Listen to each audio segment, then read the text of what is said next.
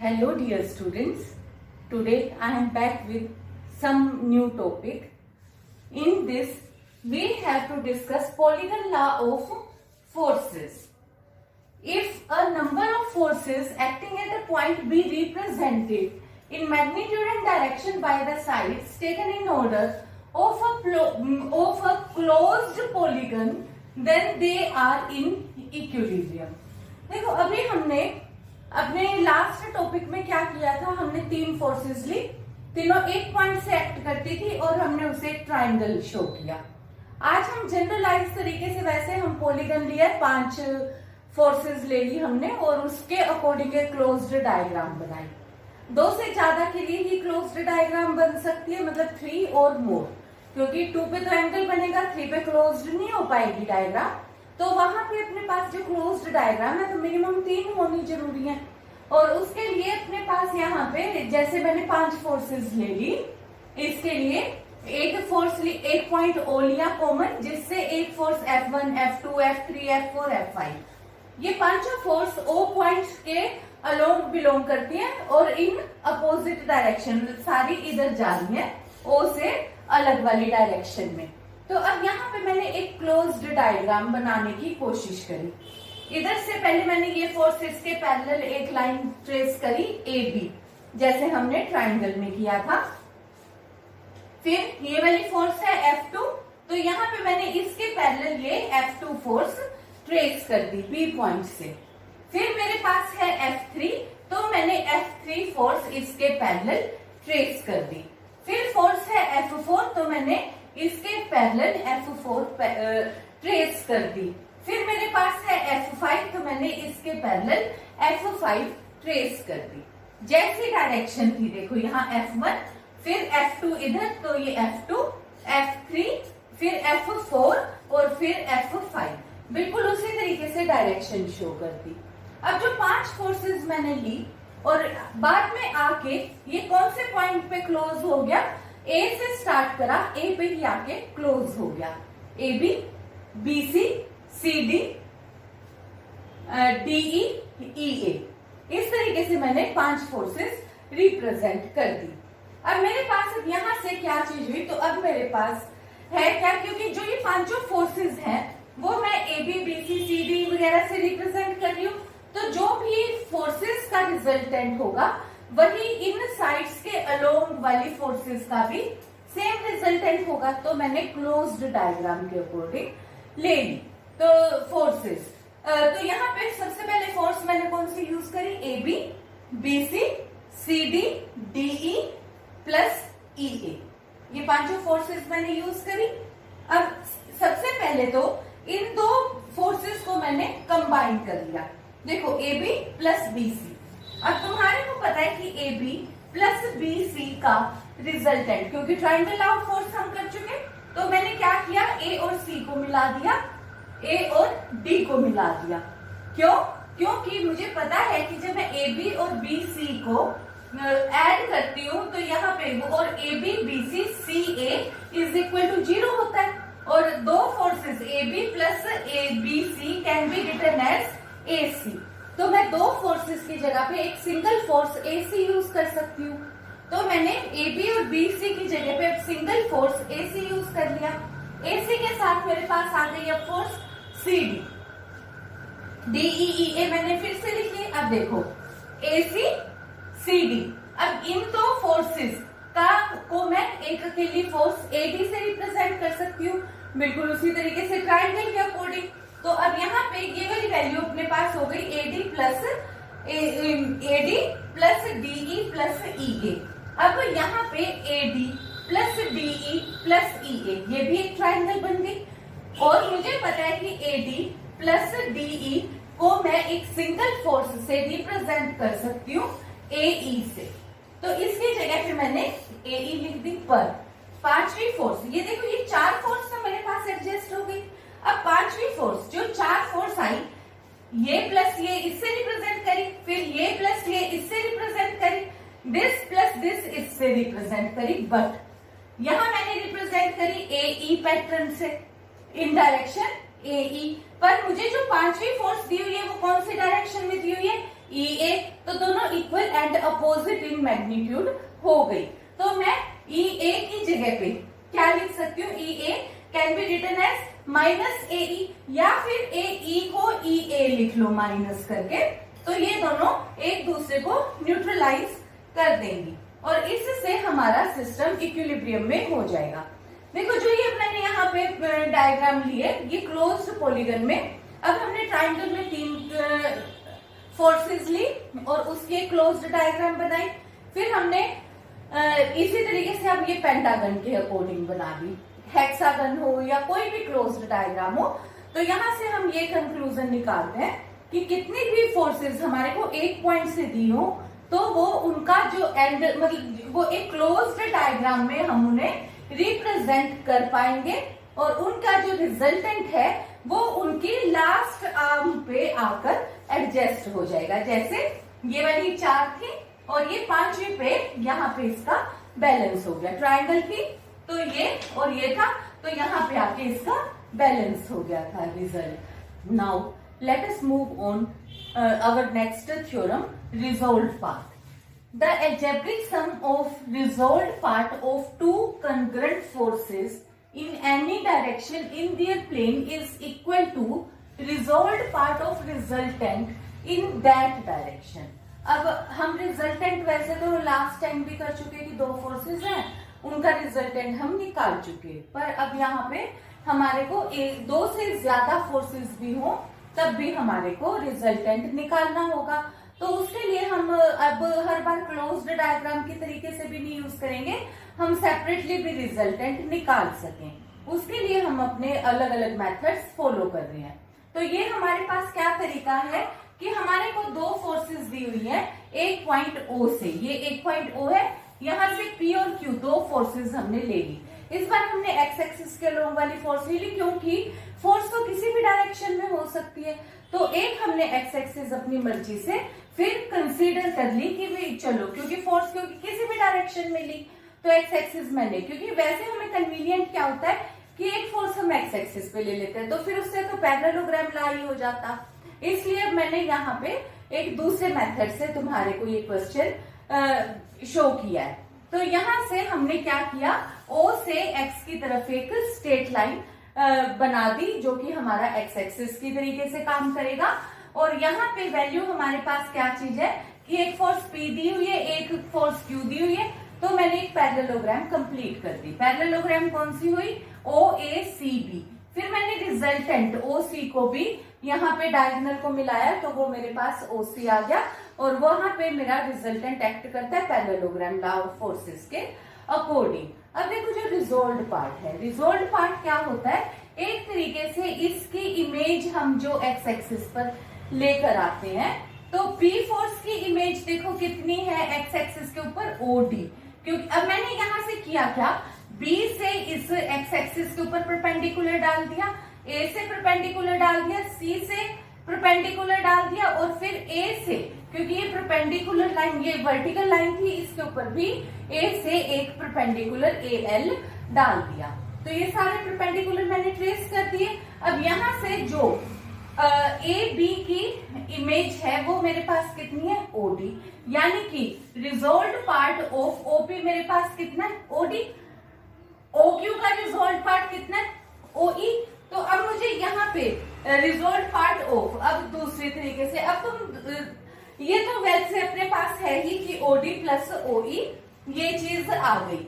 अब दोबारा से आ जाओ कि अगर हमने रिजोल्व पार्ट एक फोर्स का लिया था तो हमने किस तरीके से लिया था, हमने लिया था P cos alpha, P Q cos beta, तो इसके अकॉर्डिंग भी हमने लिया हुआ है, तो हम उसके तरीके से भी चलते हैं। अब यहाँ पे क्या चीज है कि मैंने अगर resolve part of P along OX लिया तो वो कितना होगा, P कोस, तो कोस P फोर्स कोस कितना एंगल बनाता है एक्स एक्सिस के साथ, एंगल कितना बनाता है, AOD बनाता है, एंगल AOD।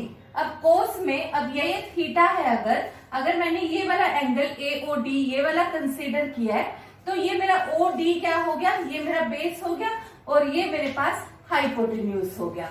तो base over hypotenuse, P force किसके होंगे, OA के, ये मैंने क्या लिखा, बेस ओवर हाइपोटेन्यूज, ओ ए कट गया और यहाँ से मेरे पास रिजल्ट आ गया OD। तो मैंने यहाँ पे इस तरीके से भी सॉल्व करके बता दिया और सिमिलरली मैंने बाकी भी रिजॉल्व पार्ट इसी तरीके से निकाल लिए। तो वो मेरे पास आ गया, Q का रिजॉल्व पार्ट आ गया OE, R का रिजॉल्व पार्ट आ गया OF। और अब यहाँ से मैंने अब क्योंकि मुझे क्या निकालना है, एल्जेब्रिक सम ऑफ फोर्सेस का जो algebraic sum resolve part of यहाँ पे algebraic sum of resolve part of two concurrent forces in any direction in their plane is equal to resolve part of their resultant. तो मैंने दो forces का resolve part यहाँ पे ले लिया और मुझे अब इसको इक्वल टू बताना है रिजल्टेंट के। तो अब मैंने फिर से अब यहाँ पे क्या किया, देखो ये वाली जो एक ट्राइंगल है, इस वाली ट्राइंगल में और इस वाली ट्राइंगल में मैंने ये प्रूव कर दिया कि ये दोनों सिमिलर ट्राइंगल है। कैसे सिमिलर है, क्योंकि ये वाली लाइन और ये लाइन ये पैरेललोग्राम की साइड्स है, इक्वल है। फिर ये मैंने यहाँ पे इसके साथ का ये वाला एल्टीट्यूड है और ये इसके साथ का, क्योंकि मैंने ये इसके परपेंडिकुलर डाला हुआ है तो ये भी इसका एल्टीट्यूड है, तो ये साइड और ये साइड इक्वल हो गए। ये एंगल हमें पता ही है कि ये एंगल भी सेम होगा और यहाँ पे ये वाला एंगल 90 डिग्री है तो ऑब्वियसली तीसरा एंगल भी सेम होगा, वैसे भी ये एंगल सेम है और वो एक साइड सेम है, तीन एंगल सेम है, तो ये इसकी हर एक 6 की 6 वैल्यूज, क्योंकि तीन एंगल्स तीन साइड सब इक्वल होगा। उससे मुझे अब ये पता चल गया कि AL will be equal to OE होगा, ये साइड इक्वल होगा। अब AL क्या है, क्योंकि यहाँ से इसके ऊपर परपेंडिकुलर डाला है, यहाँ से ये इसके ऊपर परपेंडिकुलर डाला, तो ये equal to AL will be equal to DF होगा। तो मैंने यहाँ पे लिख लिया OE equal to AL equal to DF। अब मैंने मेरा मेन क्वेश्चन पे आ जाती है दोबारा से, एल्जेब्रिक सम ऑफ फोर्सेस। तो एल्जेब्रिक सम क्या हो गया, यहाँ पे रिजॉल्व पार्ट ऑफ, तो OD प्लस OE, तो OD प्लस OE, OE की जगह पे मैंने क्या यूज कर लिया, OE की जगह पे मैंने DF यूज कर लिया, तो यहाँ पे DF हो गया। अब यहाँ से देखो OD plus DF is equal to OF, ये आ गया। और OF मैंने क्या कहा है कि ये है resolve part of R along OX, तो यानी कि algebraic sum of resolved part of P and Q force is equal to resolved part of resultant itself।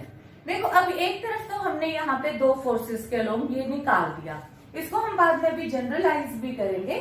एक ये चीज है कि हर बार मतलब हमने प्लस के अकॉर्डिंग लिया है, तो ये बाय चांस कई बार नेगेटिव भी हो सकता है। जैसे कि अगर सपोज हमारी डायग्राम कुछ इस तरीके से हो कि एक फोर्स P इस डायरेक्शन में, एक Q और रिजल्टेंट इस तरीके से आ जाए, तो मैंने इसमें यहाँ पे इसे एक पैरेललोग्राम को कंप्लीट कर दिया।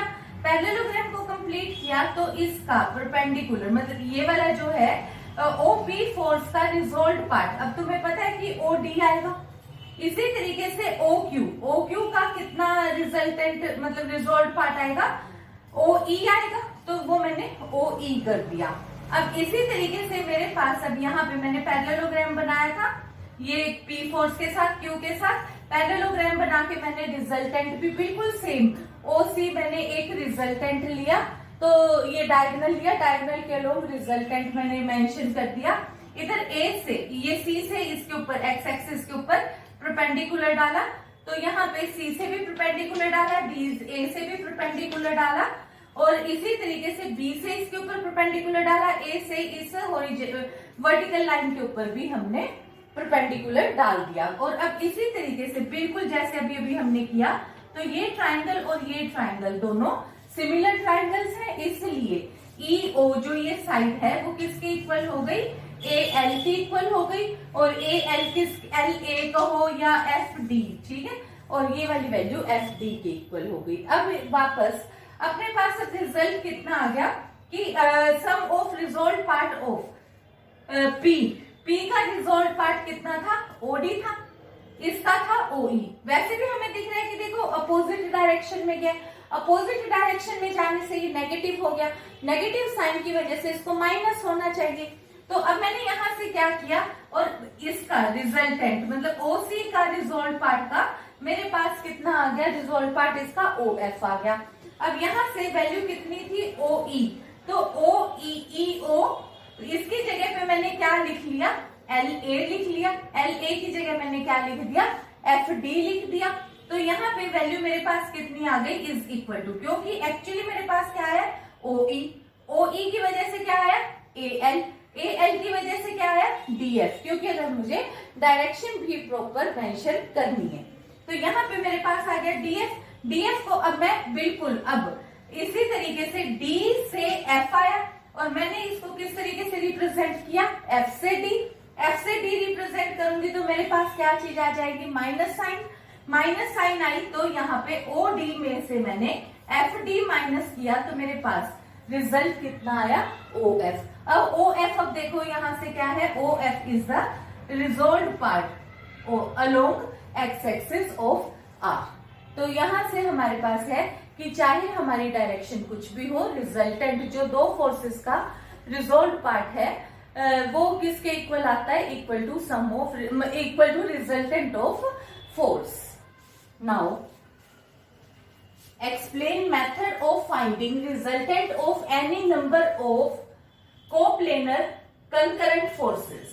अब इसमें हमारे पास क्या चीज है, देखो अब हमने जैसे दो फोर्सेस का रिजल्टेंट किया, दो फोर्सेस से हमने एक पैरेललोग्राम बना लिया, पैरेललोग्राम का हमने रिजल्टेंट शो किया उसका डायगोनल के थ्रू, और हमने ये शो किया कि दो फोर्सेस अगर कोई भी हैं तो उनका रिजल्टेंट पैरेललोग्राम के डायगोनल से रिप्रेजेंट कर सकते हैं। फिर हमने ये भी दिखाया कि resolved part of sum of two forces P and Q will be equal to resolve part of resultant. तो अब यहां से अब हम क्या करने लगे हैं, अब हम क्योंकि हमारे पास मोर देन टू फोर्सेस होंगी तो हम इसको अब बिल्कुल सेपरेट मेथड से फाइंड आउट कर रहे हैं। तो उसके अकॉर्डिंग अब हम यहाँ किस तरीके से करेंगे कि जैसे ये हमारे पास O पॉइंट हो गया जिससे कि कई सारी फोर्सेस क्रॉस कर रही हैं। अब यहाँ से OX एक हमने X एक्सिस ले लिया और OY हमने Y एक्सिस कंसीडर कर लिया। अब जितनी भी फोर्सेस हैं, N मान लो कि N फोर्सेस है, तो N फोर्सेस है तो वो हर एक X एक्सिस के साथ कुछ ना कुछ एंगल बनाएगी। तो ये हमने यहाँ पे दिखाया कि जो ये F1 फोर्स है ये इसके साथ X एक्सिस के साथ α1 एंगल बना रही है, F2 फोर्स α2 एंगल बना रही है, F3 फोर्स α3 एंगल बना रही है, Fn फोर्स αn एंगल बना रही है विद X एक्सिस। फिर हमने इन सारी फोर्सेस का एक रिजल्टेंट ले लिया। रिजल्टेंट मैंने ये कंसीडर कर लिया कि इसका रिजल्टेंट R है और वो कोई एक एंगल थीटा बनाता है X एक्सिस के साथ, ये भी मैंने यहाँ पे शो कर दिया। अब अगर एक बार हम जस्ट डिस्कस करते हैं कि ये रिजल्टेंट हमने एक कैसे कंसीडर कर सकते हैं इतनी सारी फोर्सेस का, तो एक बार जस्ट कि हम यहाँ पे पहले ही पिछले आर्टिकल्स में कर चुके कि हमने दो फोर्सेस ली थी PQ, यहाँ ले लिया F1 F2, दो फोर्सेस ली तो मैंने कह दिया कि उनका रिजल्टेंट मेरे पास आ गया R1। अब मेरे पास मैंने R1, ये दो फोर्सेस की जगह पे कौन सी एक फोर्स अकेली यूज कर ली, R1 के साथ मैंने अब F3 को उसी तरीके से पैरेललोग्राम बना लिया, फिर उनका डायगोनल बना लिया, तो मेरे पास अब इसका रिजल्टेंट किस में शिफ्ट हो जाएगा, R2 में शिफ्ट हो जाएगा। फिर R2 के साथ अब 3 फोर्सेस तो यूज हो गई, तो मैंने F4 फोर्स लगा ली। F4 फोर्स के साथ ये अब ये R2 फोर्स और F2 ये दो फोर्सेस हो गई। अब फिर से मैं पैरेललोग्राम बना दूंगी इनके साथ और फिर इसका रिजल्टेंट फिर से इनका डायगोनल पैरेललोग्राम का और वो FR3। तो इस तरीके से मैं लास्ट में मेरे पास चाहे कितने भी फोर्सेस हैं केवल एक सिंगल फोर्स रह जाएगी। ये केवल तब है अगर कोप्लेनर कंकरंट फोर्सेस हों, ठीक है। तो ये बाकी हम डिटेल में बाकी बाद में करेंगे कि कब ये सिचुएशन चेंज हो जाएगी। तो अब इस सिचुएशन के अकॉर्डिंग अब हमने यहाँ पे क्या किया, resolve part of resultant of a number of coplanar concurrent forces in any direction is equal to algebraic sum of resolved part of components forces in that direction। so resolving along OX, क्योंकि हम दो ही direction लेते हैं, एक X axis एक Y axis. Along ओ x हम use करेंगे, पहले हमने रिजल्टेंट ले लिया क्योंकि वो तो एक ही है, तो वो R cos theta. Similarly along Y axis O Y is equal to R sine theta. तो अब हम यहाँ पे कोस थीटा के अलोंग पहले एक्स एक्सिस के अलोंग रिजोल्व करते हैं। पहले हम यूज करेंगे F1 फोर्स, वो कितना एंगल बना रही है alpha 1, F1 cos alpha 1 plus F2 cos alpha 2 plus so on plus Fn cos alpha n। तो ये अलजेब्रिक सम हो गया इन सबका। और हमने क्योंकि एंगल है कोस अल्फा 1 अल्फा 2 अल्फा 3, ये सारी वैल्यूज हम कैलकुलेट कर लेंगे। F1 F2 Fn हमें पता ही है, तो ये कुछ ना कुछ एक वैल्यू हमारे पास आ जाएगी। तो जो ये फाइनाइट वैल्यू आएगी वो हमने x कंसीडर कर ली से, और इसी तरीके से हमने रिजोल्विंग अलोंग ओ वाई, ये क्या हो गया, बस कोस की जगह हमने साइन थीटा यूज कर लिया। R sine theta will be equal to F1 sine alpha 1 plus F2 sine alpha 2 plus so on plus Fn sine alpha n। इस वैल्यू को हमने नाम दे दिया y से। अब यहां से हमारे पास क्या हो गया, अब हमने इन दोनों इक्वेशंस को स्क्वायर और ऐड कर दिया। जब मैंने इसको स्क्वायर और ऐड किया तो यहां से क्या बन गया, R square cos square theta. यहां से क्या बन गया, R square sine square theta. R square theta will be common and cos square theta plus sine square theta will be equal to 1। From there I get r square, and from this side I get x square plus y square. So in this way I get the resultant equal to x square plus y square under root. तो ये तो हो गया magnitude of force जो कि इन सब का resultant है। अब हमारे को वो भी बताना है कि एंगल कितना बनाता है वो एक्स एक्सिस के साथ, उसके लिए हमें थीटा चाहिए। थीटा के लिए अब हमने क्या किया, इन दोनों को डिवाइड कर देते हैं। देखो डिवाइड करने के लिए हम क्योंकि प्रेफर करते हैं टेन थीटा, तो टेन थीटा के लिए हमने आर कोस थीटा को आर साइन थीटा से डिवाइड कर दिया। तो यहाँ पे R sine theta over R cos theta हो गया, तो यहाँ से क्या हो गया वाई ओवर एक्स। तो यहाँ पे वैल्यू क्या आ गई, tan theta, R R get cancel, tan theta is equal to Y over X. So let us move on applying our result, derived result in some numericals. We have given one numerical in which three forces are given to us, which along at a point O along straight lines lying in same plane, and F is magnitude of their resultant, and we have to prove that F square is equal to P square plus Q square plus R square plus 2QR, और फिर उसमें cos angle QOR 2RP cos angle ROP plus 2PQ cos angle POQ। इस तरीके से हमें prove करना है। अब देखो उसके लिए हमने सबसे पहले तो लिख लिया कि let us consider one X axis O X as X axis, O Y as Y axis. Let us consider P makes an angle alpha with X axis, Q beta with X axis and R gamma with x axis, and say resultant F makes an angle theta with x axis। ये सारा हमने लिख दिया। Theory ये तुम लिख देना सारी। इसके बाद अब ये चीज में हमारे को अब पता है कि जब हम रिजोल्व पार्ट लेते हैं तो हम एक बार x एक्सिस के लोग लेते हैं, एक बार y एक्सिस के लोग लेते हैं। तो मैंने F cos थीटा ले लिया, resolve part along x axis and y axis both, ठीक है। तो ये F cos थीटा के लोग क्या हो गया, P cos alpha, Q cos beta, R cos gamma. Similarly perpendicular यानी कि साइन y एक्सिस के लोग क्या हो गया, F sin theta is equal to P sin alpha plus Q sin beta plus R sin gamma. अब हमने क्या किया, जैसे क्वेश्चन में पहले किया था कि दोनों को हमने स्क्वायर और ऐड कर दिया। जब देखो मैं इनको स्क्वायर और ऐड करूंगी तो F square cos square theta, F square sin square theta, cos square plus sine square theta 1 बन जाएगा, यहाँ आ जाएगा F स्क्वायर। बिल्कुल सेम तरीके से देखो जब मैं इनको ऐड करूंगी, क्योंकि मैंने एक बार इसका स्क्वायर लिया, एक बार इसका स्क्वायर लिया, तो अब जब मैं स्क्वायर लूंगी तो a प्लस बी प्लस सी का जब हम स्क्वायर लेते हैं तो अपने पास क्या आता है, a square plus B square plus C square plus 2ab plus 2bc plus 2ca। इस तरीके से रिजल्ट आता है। तो एक तो मेरे पास रिजल्ट आ गया P square cos square alpha, तो वो मैंने यहाँ पे लिख दिया P square cos square alpha plus sine square alpha. Similarly Q square cos square beta sine square beta, R square cos square gamma sine square gamma. तो यहाँ पे cos square alpha plus sine square alpha कितना हो गया 1, तो ये भी हो गया P square plus Q square plus R square. Clear है। अब इसके बाद देखो अब अपने पास से स्टार्ट हो गए 2ab वाली टर्म्स। तो अब सबसे पहले हमने ले ली यहाँ पे पी और क्यू वाली टर्म्स। पी और क्यू वाली टर्म्स में यहाँ पे जब इन दोनों की प्रोडक्ट हुई तो यहाँ से आ गया 2pq cos alpha cos beta, वो मैंने 2pq कॉमन ले लिया और साथ रख लिया cos अल्फा cos बीटा। और अब इधर से भी क्योंकि मैंने ऐड ही किया हुआ है तो ये वाली वैल्यू भी कितनी आ गई 2pq, वो मैंने कॉमन ले रखा है तो कितना बच गया sin अल्फा sin बीटा, बिल्कुल सेम। अब एक बार इनका कॉम्बिनेशन एक बार इनका कॉम्बिनेशन और ये मेरे पास आ गया 2qr cos beta cos gamma plus sin beta sin gamma plus 2rp cos alpha cos gamma plus sin alpha sin gamma. अब यहां से ये रिजल्ट मेरे पास बन गया P square plus Q square plus R square. अब दोबारा से अब हमें पता है cos है cos b प्लस sin है sin b किसके बराबर होता है cos a माइनस b। तो मैंने यहाँ पे लिख लिया is equal to 2pq cos alpha minus beta. Similarly ये हो गया बीटा माइनस गैमा और थर्ड वन हो गया गैमा माइनस अल्फा। अब दोबारा से डायग्राम पे आ जाओ। देखो अब यहाँ पे अल्फा माइनस बीटा की जगह पे मैंने क्या यूज किया POQ।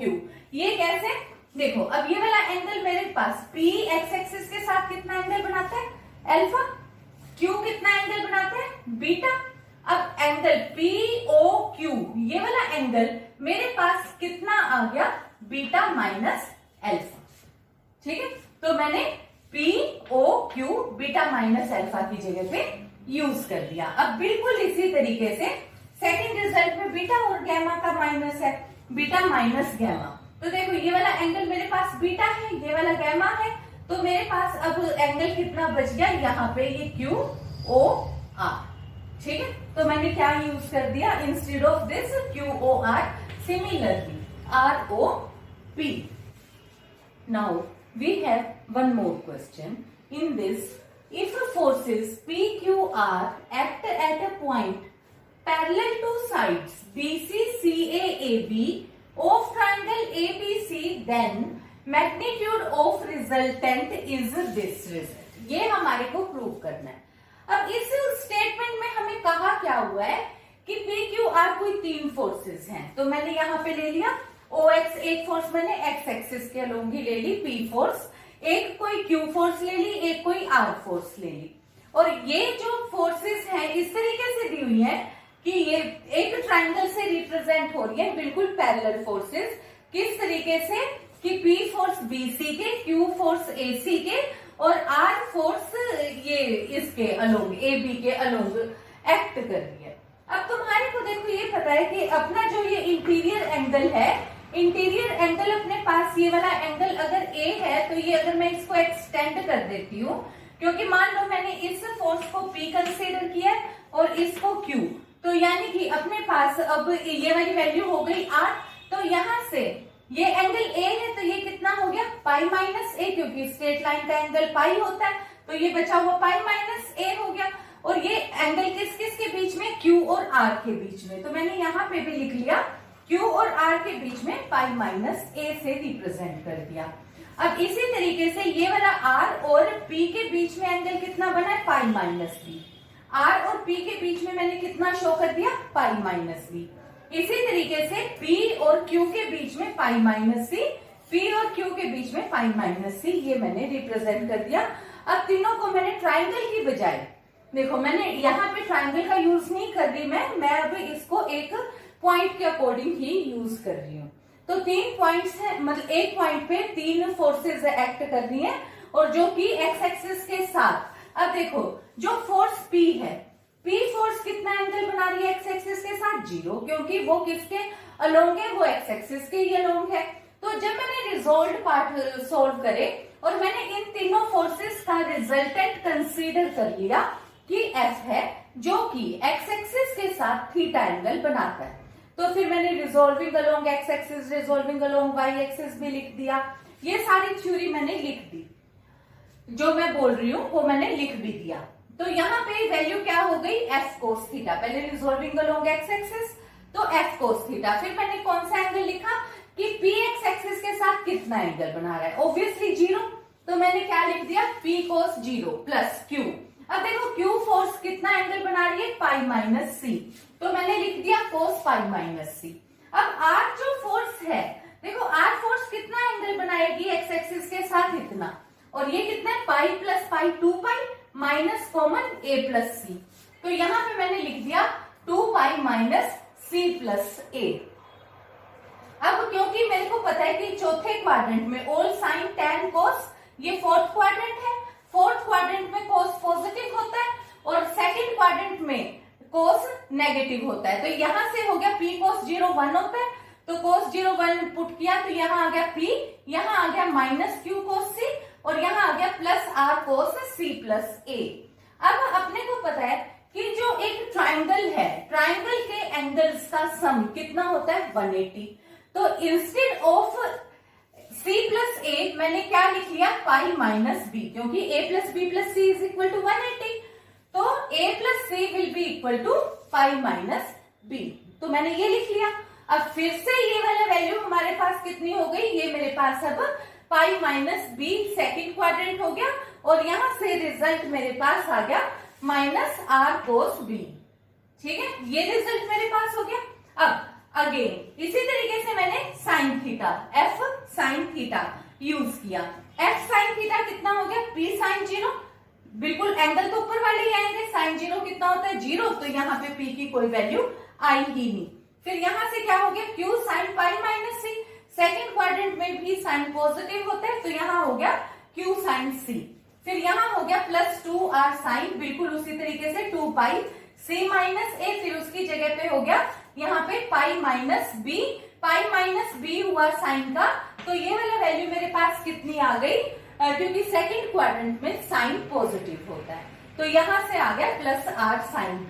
अब मैंने क्या किया, इन दोनों इक्वेशंस को ऐड कर दूंगी स्क्वायर करके, तो मेरे पास f की वैल्यू आ जाएगी। तो उसके लिए मैंने क्या किया, स्क्वेयरिंग एंड एडिंग, ये वाली मान लो मैंने इक्वेशन 1 कंसीडर कर ली और ये वाली मेरे पास इक्वेशन 2 हो गई, स्क्वेयरिंग एंड एडिंग 1 एंड 2। तो यहां से तो हो गया x square cos square theta plus x square sine square theta, वो x square common, cos square plus sine square 1 हो गया, तो एक्स स्क्वायर आ गया। अब यहां से देखो, यहाँ पे वैल्यू अपने पास कितनी है, ये पी स्क्वायर, और इधर p की वैल्यू है ही नहीं, तो p square as it is आ गया। अब इधर से जब मैंने इसका स्क्वायर किया तो वैल्यू कितनी आई, q square sine cos square c, और यहां से क्या आ गया, q square sine square c। मैंने इनको भी दोनों को लिख लिया, तो ये क्या हो गया, कोस स्क्वायर प्लस साइन स्क्वायर 1 बन गया, तो ये हो गया p square plus q square. इसी तरीके से r कोस स्क्वायर b, और यहाँ पे अपने पास है r sine square, r square sine square b, तो यहाँ पे भी कोस स्क्वायर साइन स्क्वायर 1 बन गया, और यहाँ पे वैल्यू हो गई p square q square plus r square. अब आ जाओ, देखो अब अपने पास जब हमने इस इक्वेशन का q स्क्वायर सोल्व किया, क्योंकि 3 इक्वेशन है, तो अब यहाँ से आ गया 2pq। अब देखो यहाँ पे तो 2pq वाली टर्म ही नहीं है, तो मेरे पास कितना आ गया, 2pq cos c, ये एक टर्म रहेगी 2pq cos c with negative sine. अब इसके बाद एक मेरे पास आएगा ये वाली वैल्यू, क्योंकि यहाँ पे r और q का तो कॉम्बिनेशन 2 जगह पे है, पर p और r का कॉम्बिनेशन भी नहीं आएगा, तो माइनस 2pr cos b, ये मैंने लिख दिया। अब इसके अलावा अब मेरे पास कौन कौन सा कॉम्बिनेशन रह गया, यहां से हो गया minus minus plus 2qr cos c cos b, तो यहाँ पे हो गया qr cos c cos b, और इधर से अपने पास हो गया साइन c साइन b। तो ये वाली जो वैल्यू मेरे पास आई है, ये रिजल्ट मेरे पास हो गया 2qr cos c sine b minus sine c sine b। इस फार्मूले को फिर मैंने सब्स्टिट्यूट कर दिया, तो यहाँ पे फार्मूला कितना बन गया, cos a cos b minus sine a sine b, क्या होता है cos a प्लस b, तो उसके अकॉर्डिंग ये हो गया c प्लस b की वजह से ये कितना हो गया, अगेन पाई माइनस a की वजह से ये रिजल्ट कितना हो गया, माइनस cos a। तो यहाँ से ये हमारे पास इसका रिजल्ट आ जाएगा। अब ये वाली वैल्यू अपने पास आई है एक्स स्क्वायर, आंसर हमारे पास है स्क्वायर रूट में। तो अब मैंने यहाँ पे क्या किया, अब मैं जो भी रिजल्ट आया, क्योंकि ये बिल्कुल यहाँ तक ये सेम आया, ये वाला भी बिल्कुल सेम आया, और अब मैं इसका स्क्वायर रूट ले दूंगी, तो ये हमारे पास इसका आंसर है। Now let us move on our third example. In this, A, B, C, D, E, F is a regular hexagon. Forces of magnitude 1, 2 under root 3, 2, 4 under root 3, 5 kg weight respectively act at one of the angular point of hexagon towards the 5 other taken in order. Find magnitude and direction of resultant of force. इसमें अब हमारे को दिया क्या हुआ है, देखो सबसे पहले तो एक रेगुलर हेक्सागन। रेगुलर हेक्सागन किस टाइप का होता है, देखो ए बी, एक साइड, दो साइड, तीन साइड, फिर यहाँ और यहाँ एक साइड बनाई, फिर ये सारी साइड्स की लेंथ इक्वल होती है। मैग्नीट्यूड वाइज ये सब सेम होते हैं। हर एक इंटीरियर एंगल 120 डिग्री का होता है, तो ऑब्वियसली एक्सटीरियर एंगल अगर ये 120 है तो एक्सटीरियर कितना हो गया, 60 डिग्री हो जाएगा। अब इसी तरीके से ये एंगल अगर मैं ए से, क्योंकि मुझे क्या कहा है, एक पॉइंट से बाकी 5 पॉइंट्स को मिलाना है मैंने, तो एक तो ए से बी, ए से सी, ए से डी, ए से ई, ए से एफ, इनके अलाउंग मुझे 5 फोर्सेस गिवन है। फोर्सेस का मैग्नीट्यूड भी दिया हुआ है 1, 2 अंडर रूट 3, 2, 4 अंडर रूट 3, 5, ये भी मैंने मेंशन कर दिया। अब मुझे इनका रिजल्टेंट और एंगल निकालना है, रिजल्टेंट का मैग्नीट्यूड एंड डायरेक्शन निकालना है, उसके लिए मुझे एंगल भी पता होना चाहिए। देखो जहां तक मैंने तुम्हारे को बताया कि एक तो मैं एक्स एक्सिस ही लेना प्रेफर करती हूँ, तो इसीलिए मैंने एबी के अलोंग एक्स एक्सिस ले लिया, तो यहां से एक तो हो गया। अब ये ध्यान रखना कि ये वाली जो साइड है, देखो ये कितना है 120 डिग्री, तो ये 120 है, तो ये इस एंगल और इस एंगल का सम कितना हो गया 60 डिग्री। अब ये साइड और ये साइड क्योंकि इक्वल है, तो ये एंगल कितना हो गया 30 डिग्री, तो ये एंगल भी अपने पास 30 डिग्री हो गया। अब ये एंगल हमारे पास 90 डिग्री हो गया। अब यहाँ पे ये वाला एंगल अपने पास 60 डिग्री होता है, 60 डिग्री क्योंकि ये इनके बिल्कुल बीच में से क्रॉस कर रहा है। ये लाइन और ये लाइन पैरेलल है, और ये जो लेंथ है, ये वाली लेंथ इससे और इससे डबल है, ठीक है। तो यहाँ पे ये वाला एंगल दोनों 60 डिग्री है, तो ये वाला वैल्यू भी 60, 90, तो ये एंगल भी कितना हो गया। अब ये भी एंगल मुझे देखो दिखाई दे रहा है कि ये 90 डिग्री है, और ये एंगल भी हो गया 30 डिग्री। इसी तरीके से ये एंगल भी मेरे पास आएगा 30 डिग्री, ये क्योंकि है 120 डिग्री, ये एंगल है 30 डिग्री क्योंकि ये साइड और ये साइड भी इक्वल है, ठीक है। तो अब एक चीज का और ध्यान दो, 30 + 30 + 30, तो ये जो AE है ये भी किसका काम करेगा, परपेंडिकुलर का काम करेगा, तो इसको मैं y एक्सिस कंसीडर कर लूंगी। तो ये वाला मेरा x एक्सिस हो गया, ये मेरा y एक्सिस हो गया। अब फोर्सेस भी मुझे पता है, एंगल्स भी मुझे पता है। अब मैंने resolve part along x axis and resolve part along y axis ले लिए। तो सबसे पहले r cos थीटा, सबसे पहले जो AB के अलोंग 1 फोर्स है, ये कितना एंगल बना रही है x एक्सिस के साथ 0, तो मैंने कितना लिख लिया 1 cos 0। अगला कितना बनाएगी 30 डिग्री, फिर कितना हो गया 60, फिर कितना हो गया 90, फिर कितना हो गया 120, क्योंकि देखो ये 30, फिर ये टोटल 60, फिर ये 90, फिर ये 120। फोर्स कितनी दी हुई है 1, 2 अंडर रूट 3, 2, 4 अंडर रूट 3, 5। एक सेकंड में हम काम कर सकते हैं। अब देखो cos 0 की भी वैल्यू तुम्हें पता है 1 होती है, cos 30 की पता है, cos 60, cos 90, cos 120, ये सारी वैल्यूज अपने को अपर टेबल से बहुत पहले से छोटी क्लासेस से निकालते आए हैं। ये 1, 2 अंडर रूट 3, 2, ये सारी वैल्यूज भी तुम्हारे पास है। इस सारी टर्म्स को तुम सोल्व कर लो, तो यहां से तुम्हारे पास r cos थीटा आ गया। बिल्कुल इसी तरीके से रिजॉल्विंग अलोंग y एक्सिस, तो वहां तुम क्या करोगे, सिर्फ r sin थीटा करोगे, यहाँ पे cos की जगह सारी जगह पे sin कर दोगे, सबकी वैल्यूज इवेल्युएट कर दोगे, टेबल से भी हमें पता है, जिस भी तरीके से याद है तो भी वो सारी सब्स्टिट्यूट करके सॉल्व करोगे तो r sin थीटा की वैल्यू आ जाएगी। अब इन दोनों इक्वेशंस को स्क्वायर और ऐड करोगे तो r² cos square theta plus sin square theta, again r² आ गया, 233 आ गया, r की वैल्यू आ गई इसका स्क्वायर, और साथ हमने लगा दिया kg वेट, क्योंकि हमारे को kg वेट में ही वैल्यू की फोर्सेस की वैल्यू दी हुई है। अब हमारे को एंगल भी निकालना था, तो अब हमने इन दोनों को डिवाइड किया, तो tan थीटा आ गया, tan theta is equal to this upon this, तो ये वैल्यू आ गई। अब हमने थीटा निकाला, theta will be equal to tan inverse 17 under root 3 upon 5। तो आज का काम हम यहीं पे कवर अप हो गया अपना ये चैप्टर, और we will meet soon again. Till then bye.